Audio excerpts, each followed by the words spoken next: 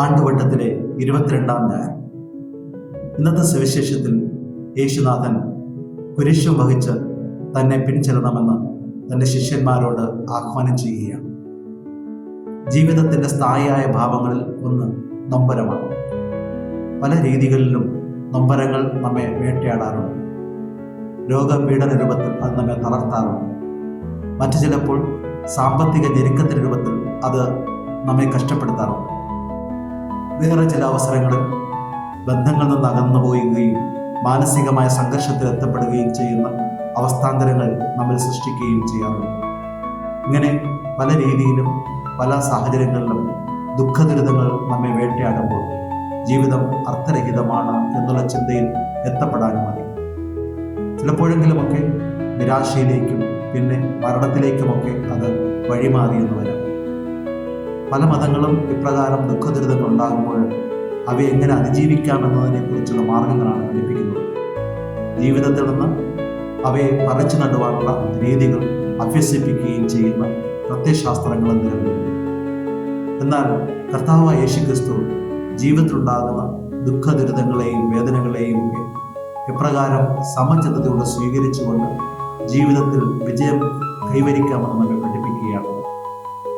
ഒരമ്മ തൻ്റെ പ്രിയപ്പെട്ട കുഞ്ഞ് ജനിക്കുവാൻ പോകുന്നു എന്നുള്ള സന്തോഷത്തിൽ ശരീരത്തിൻ്റെ വേദനകൾ മറക്കുന്നത് പിറക്കാനിരിക്കുന്ന കുഞ്ഞോടുള്ള സ്നേഹത്തെ പ്രതിയാണ്.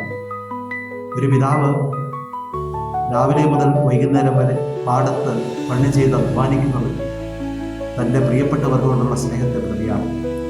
തനിക്ക് വേണ്ടി കാത്തിരിക്കുന്ന ആ പ്രിയപ്പെട്ടവരെ ഓർത്ത് ആ സ്നേഹത്തിൻ്റെ ശക്തിയാൽ തനിക്കുണ്ടാകുന്ന വേദനകളും കഷ്ടപ്പാടുകളും പ്രയാസങ്ങളും മറക്കുന്നതിന് ആ പിതാവിനെ ആ സ്നേഹം നിർബന്ധിക്കുന്നു എന്നുള്ളതാണ് പ്രത്യേകത.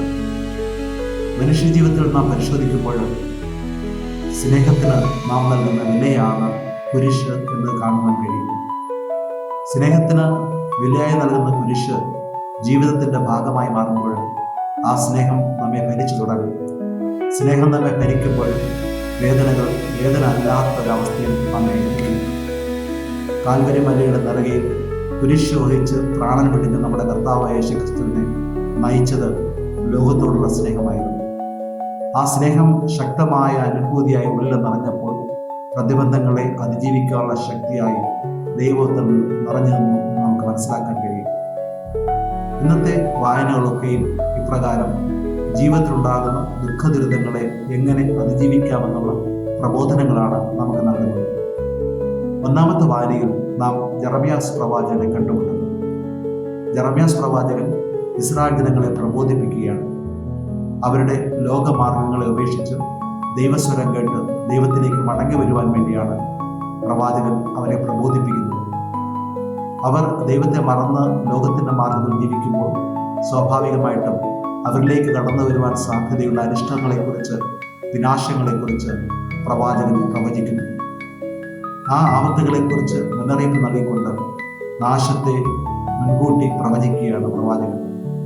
എന്നാൽ പ്രവാചകന്റെ വാക്കുകളെ വില കൽപ്പിക്കാതെ ലോകത്തിൻ്റെ മാർഗങ്ങൾ മുറുകെ പിടിച്ചുകൊണ്ട് ലൗകിക സുഖങ്ങളിൽ മുഴുകുന്ന ജനങ്ങൾ പ്രവാചകനെ ഉപേക്ഷിക്കുന്നു, പ്രവാചകനെ നിന്ദിക്കുന്നു. ഈ നിന്ദനങ്ങളുടെയും പരിഹാസങ്ങളുടെയും നിറവിൽ നിന്നുകൊണ്ട് ദൈവത്തെ നോക്കി നിലവിളിക്കുന്ന പ്രവാചകനെയാണ് നാം കാണുന്നത്.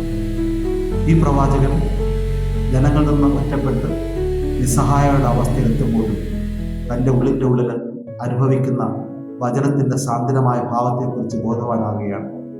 തൻ്റെ ഉള്ളിലെ വചനം തീജ്വാല പോലെ ആളിക്കത്തുകയും അത് സ്നേഹത്തിൻ്റെ നിർബന്ധമായി അവരിൽ പരിഗണിക്കുകയും ചെയ്യുന്നു. അതുകൊണ്ട് തന്നെ ജനങ്ങളുടെ അവഹേളനത്തെക്കാൾ ഉപരിയായി, ജനങ്ങളുടെ പരിഹാസത്തെക്കാൾ ഉപരിയായി ശക്തമായി അവൻ്റെ ഉള്ളിൽ നിലനിന്നത് ദൈവത്തിൻ്റെ സ്വരവും അവിടത്തോടുള്ള സ്നേഹവുമാണ്. ആ സ്നേഹം അവനെ വീണ്ടും വീണ്ടും ജനങ്ങളോട് പ്രസംഗിക്കുവാൻ വേണ്ടി പ്രബോധിപ്പിക്കുന്നതായി നമുക്ക് കാണാൻ കഴിയും. രണ്ടാമത്തെ വായനയിൽ വിശുദ്ധ പൗലോസ്ലീഹയുടെ ലേഖനത്തിലുള്ള വായനയാണ് നാം വായിച്ചു കേൾക്കുന്നത്. അവിടെ വിശുദ്ധ പൗലോസ്ലീഹ ദൈവത്തിൻ്റെ കാരുണ്യത്തെക്കുറിച്ച് നമ്മെ ഓർമ്മപ്പെടുത്തുന്നു. ദൈവത്തിൻ്റെ കാരുണ്യം എല്ലാം അറിയാവുന്ന ഒരു വലിയ കാരുണ്യമാണെന്നും ആ കാരുണ്യത്തെ മാതൃകയാക്കി നമ്മുടെ ജീവിതത്തിൽ മുന്നോട്ട് പോകണമെന്നും പൗലോസ്ലീഹ ഉദ്ബോധിപ്പിക്കുകയാണ്. ദൈവത്തിൻ്റെ മാർഗം, ദൈവത്തിൻ്റെ ശക്തമായ തിരിച്ചറിവിലൂടെ നാം സ്വന്തമാക്കണമെന്ന് അവിടുന്ന് റോമായിലെ സഭയിലെ ജനങ്ങളെ ഉദ്ബോധിപ്പിക്കുന്നു. ഇന്നത്തെ സുവിശേഷത്തിലേക്ക് നാം കടന്നു വരുമ്പോൾ വീണ്ടും നാം പത്രോസിനെ കണ്ടുമുട്ടുകയാണ്. കഴിഞ്ഞ ആഴ്ച നാം കണ്ടതെന്ന വ്യത്യസ്തമായ രീതിയിലാണ് ഇന്ന് പത്രോസിനെ നാം കണ്ടുമുട്ടുന്നത്.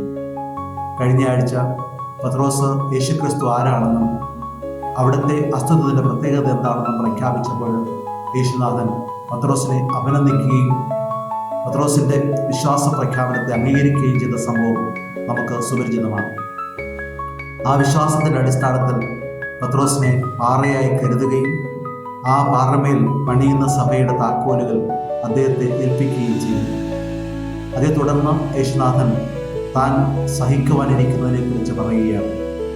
തൻ്റെ രക്ഷയുടെ മാർഗത്തിൽ തനിക്കുണ്ടാകാൻ പോകുന്ന പീഡകളെക്കുറിച്ചും കുരിശുമരണത്തെക്കുറിച്ചും യേശുനാഥൻ മുൻകൂട്ടി അവർക്ക് അറിയിപ്പ് കൊടുത്തു. എന്നാൽ അത് സ്വീകരിക്കുവാനോ മനസ്സിലാക്കുവാനോ പത്രോസിനും കൂട്ടർക്കും കഴിയാതെ പോയി. അവർ പ്രതീക്ഷിച്ചത് ഒരു സഹന ദാസനായിരുന്നു, സഹന രക്ഷകനെ അവർക്ക് വേണ്ടത് വിജയശ്രീരാജനായി വിജയത്തിൻ്റെ മകുടം ചൂടി നിൽക്കുന്ന ഒരു രക്ഷകനെയാണ്. എല്ലാ പ്രതിബന്ധങ്ങളെയും തകർത്തുകൊണ്ട് വിജയത്തിൻ്റെ മകുടം ചൂടി നിൽക്കുന്ന ഒരു രക്ഷകനെയാണ് അവർ കാത്തിരുന്നതും പ്രതീക്ഷിച്ചത്. അതുകൊണ്ട് തന്നെ യേശുവിൻ്റെ സഹന മാർഗത്തെക്കാൾ ഉപരിയായി വിജയമാർഗത്തെയാണ് അവർ ആഗ്രഹിച്ചതും അതാണ് അവർക്ക് ആവശ്യമായിരുന്നത്. അതുകൊണ്ട് തന്നെയാണ് പത്രോസ് ശ്ലീഹായോട് യേശുനാഥൻ താൻ പിടകൾ സഹിക്കുവാൻ പോകുന്നുവെന്ന് പറയുമ്പോൾ അത് വേണ്ട എന്ന് പറഞ്ഞുകൊണ്ട് യേശുവിനെ ഉപദേശിച്ച് നന്നാക്കുവാൻ വേണ്ടി പരിശ്രമിക്കുന്നു. എന്നാൽ യേശുനാഥൻ എപ്രകാരമാണ് പ്രലോഭകനെ നേരിട്ടത് അതുപോലെ ഇവിടെയും പത്രോസിനെ നേരിടുകയാണ്. സാത്താനെ എന്ന് വിളിച്ചുകൊണ്ട് പത്രോസിൻ്റെ ആഗ്രഹങ്ങൾ ദൈവത്തിൻ്റെ ആഗ്രഹങ്ങളല്ലെന്നും പത്രോസ് മുന്നോട്ട് വയ്ക്കുന്ന രീതി ദൈവത്തിൻ്റെ രീതിയല്ലെന്നും പറഞ്ഞുകൊണ്ട് ദൈവത്തിൻ്റെ രക്ഷയുടെ മാർഗത്തെക്കുറിച്ച് പറഞ്ഞു കൊടുക്കുകയാണ്. ക്രിസ്തുവിൻ്റെ രക്ഷയുടെ മാർഗമാണ് സഹനത്തിൻ്റെ മാർഗം. ഈ മാർഗമാണ് നാം ഓരോരുത്തരും പിന്തുടരേണ്ടതെന്നുള്ളതാണ് ഈ വചനഭാഗങ്ങളിലൂടെ നമുക്ക് കർത്താവ് പറഞ്ഞു തരുന്നത്. ഇന്നത്തെ സുവിശേഷത്തിലൂടെ പ്രധാനമായിട്ടും 3 സന്ദേശങ്ങളാണ് സഭ നമ്മുടെ മുന്നിൽ വയ്ക്കുന്നത്. ഒന്നാമത്തേത്, ലോകത്തിൻ്റെ മാർഗത്തെ നാം അതിജീവിക്കുന്ന രീതി നമ്മുടെ ജീവിതത്തിൻ്റെ മാർഗമാക്കി മാറ്റണമെന്നുള്ളതാണ്. ലോകം വെച്ച് നീട്ടുന്നത് ലൗകികമായ ആകർഷണങ്ങളുടെയും പാപത്തിൻ്റെതുമായ വഴികളാണ്. ആ പാപത്തിൻ്റെ വഴികളെ അരുതുകളായി കണ്ടുകൊണ്ട് തന്നെ അവയെ ഉപേക്ഷിക്കുവാൻ വേണ്ടിയുള്ള ആഹ്വാനമാണ് കർത്താവ് വരുന്നത്.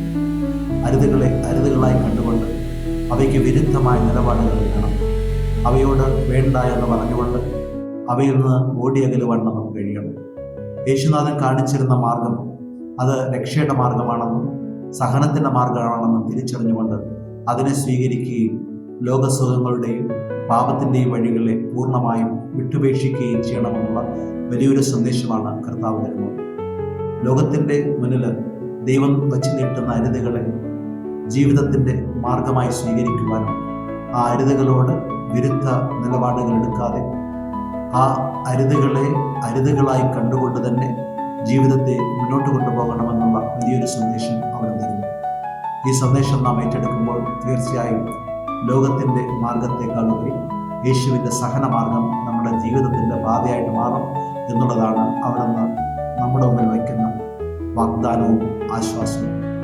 രണ്ടാമത്, കുരിശുകൾ എടുക്കണമെന്നുള്ള ആഹ്വാനമാണ്. കുരിശുകൾ ജീവിതത്തിൻ്റെ ഭാഗമായി സ്വീകരിക്കുവാൻ അത് സ്വീകരിച്ചുകൊണ്ട് മുന്നോട്ട് പോകുവാനുള്ള ആഹ്വാനമാണ്. ആ ആഹ്വാനത്തിൽ നാം മറ്റുള്ളവർക്ക് കുരിശ് കൊടുക്കുന്നവരാകുകയും മറിച്ച് സ്വന്തം കുരിശ് ജീവിതത്തിൻ്റെ എല്ലാ മേഖലകളിലും എടുത്തുകൊണ്ട് പരിതപിക്കാതെ പരിഭവമില്ലാതെ ദൈവത്തിൻ്റെ സന്തോഷത്തിൽ സമാധാനം കണ്ടെത്തി മുന്നോട്ട് പോകുന്നവരാകണം എന്നുള്ളതാണ്. ഈ ഒരു സമാധാനത്തിൻ്റെ മാർഗം കുരിശിലൂടെ മാത്രമേ ലഭ്യമാകൂ എന്ന് തിരിച്ചറിഞ്ഞുകൊണ്ട് കുരിശുകളെ ജീവിതത്തിൻ്റെ ഭാഗമായി സ്വീകരിക്കുക, ഉൾക്കൊള്ളുക, അത് രക്ഷയിലേക്കുള്ള മാർഗമാണ് തിരിച്ചറിയുക. അതാണ് യേശുക്രിസ്തുവിൻ്റെ മാർഗവും രീതിശാസ്ത്രവും. മൂന്നാമത്, അവിടുത്തെ അനുഗമിക്കുക. ക്രിസ്തു ശിഷ്യരെന്ന രീതിയിൽ നാം അവിടുത്തെ അനുഗമിക്കുവാൻ വേണ്ടി വിളിക്കപ്പെട്ടവരാണ്. ഈ ക്രിസ്തു അനുഗമനത്തിൽ നാം ശ്രദ്ധിക്കേണ്ട മാർഗമെന്ന് പറയുന്നത് ക്രിസ്തുവിൻ്റെ മാത്രം മാർഗമാണ്. ക്രിസ്തുവിൻ്റെ മാത്രം മാർഗം നമ്മുടെ മാർഗമായിട്ട് മാറ്റിക്കൊണ്ട് അവിടുത്തെ പൂർണ്ണ ഹൃദയത്തോടും മനസ്സോടും കൂടി അനുധാവനം ചെയ്യുവാൻ വേണ്ടിയാണ് യേശുനാഥൻ ആഹ്വാനം ചെയ്യുന്നത്. ഈ ആഹ്വാനം ജീവിതത്തിൻ്റെ ഭാഗമായി മാറ്റുകയില്ല. ജീവിതത്തിൻ്റെ വേദനകളും ദുഃഖങ്ങളും കുരിശുകളും പ്രയാസങ്ങളുമൊക്കെ സന്തോഷത്തിൻ്റെ മുഖമുദ്രയാക്കി മാറ്റുന്നതിന് നമുക്ക് കഴിയും. ജീവിതത്തിൻ്റെ എല്ലാ മേഖലകളും നാം പരിശോധിക്കുമ്പോൾ സ്നേഹത്തിൻ്റെ വിലയാണ് കുരിശ് എന്ന് മനസ്സിലാക്കുവാൻ കഴിയും. സ്നേഹത്തിൻ്റെ വിലയായി കുരിശ് മാറുമ്പോൾ കുരിശ് വേദന അല്ലാതെയാവുകയും സ്നേഹം ശക്തമായി ഉയർന്നു നിൽക്കുകയും ചെയ്യുന്നതായി കാണാം.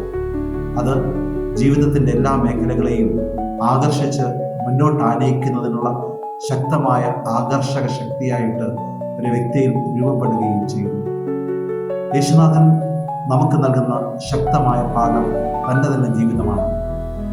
മനുഷ്യകുലത്തോടുള്ള സ്നേഹത്തെ പ്രതി അവിടുന്ന് കുരിശുമരണം ഒരു വേദനയായി പരിഗണിക്കുന്നില്ല.